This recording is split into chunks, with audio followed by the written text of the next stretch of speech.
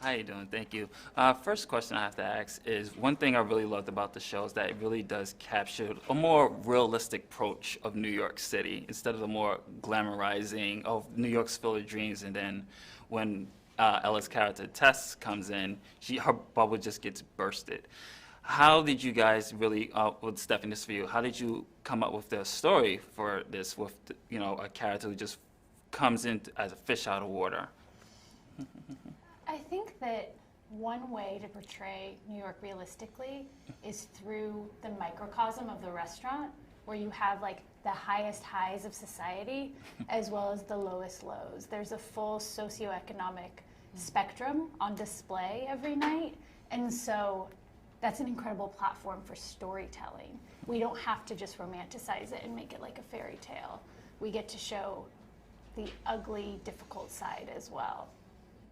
And one of my favorite parts of the entire series is the dynamic relationship between Simone and Tess. Can you guys talk a little bit about that character interaction? Yeah. It's my favorite too.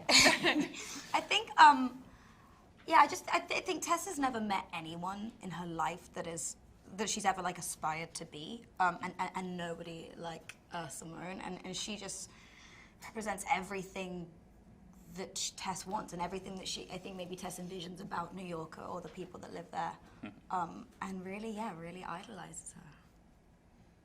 Yeah, I mean, it's a relationship that feels full of contradictions, both sort of, I think Simone feels protective towards Tess and wants to nurture her and sort of oversee her coming of age, and also feels in some ways maybe in competition with Tess, or is reminded of the things that she's no longer that are no longer available to her. So I think that kind of contradiction makes it really interesting. And that's a great point, because I was about to ask about that, because there's this real mentor aspect between the two characters, especially when Tess first comes into the kitchen and Simone just sees I felt like Simone felt that she see a little bit of Tess in herself, of when she first, I guess when she first started, and she's like, okay, let me take this sweet girl and just try to put her under my wing, but I'm not going to spoil it towards the end. There's a little hint that there might be, like you just elaborated, a little bit of competition. Can you talk a little bit about that, a little of Simone's character, of that dynamic that's going to happen with Tess? I mean, I think in some ways Simone is, she's built her whole life according to her own rules in many ways, and feels really free and authentically herself. And also she's built her own cage a little bit. Like, this restaurant is her whole life. And Tess is like a fresh start. She's totally new. She could be at this restaurant forever, or she could be here until, she moves on to the next big dream. And I think that's confronting for Simone, for sure. And the chemistry between you two are just absolutely dynamic. I love the way the performances were. Word. Can you guys talk a little bit what was probably one of your favorite times on set, or probably like your favorite scene to film together? Favorite scene? I love the family meal, and that was like the first one we shot, wasn't it? Mm-hmm. The first day. Yeah, and that's, guess, when we all met each other and I started seeing everyone as the characters, and I just remember, like, Caitlin leaning forward and doing her line as Simone, and just, like, the whole room just naturally falling silent and just being like, oh, wow, you are her. They may have been directed to do that, but thank you. But even when we were just doing the rehearsing, like, she had this, like, you were just born for the role. It was great. I like that scene. And Stephanie, what inspired you to actually write this story?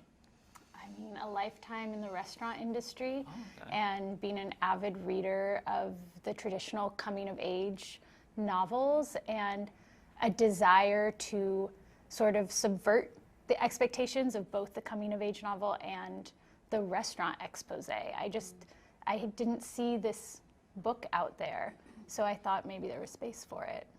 And one thing I really did like is that we did film in New York, correct? Because I see there's one episode where we see the Met in the background. Mm-hmm. How was it filming in New York City outside with the actual real? I'm pretty sure you had a bunch of New Yorkers around trying to figure out what's going on. What are they filming? How was it like filming in New York City to really give it that authentic feel? It was crazy. It was as chaotic as you could possibly imagine, but also amazing. And actually, like, New Yorkers just don't care.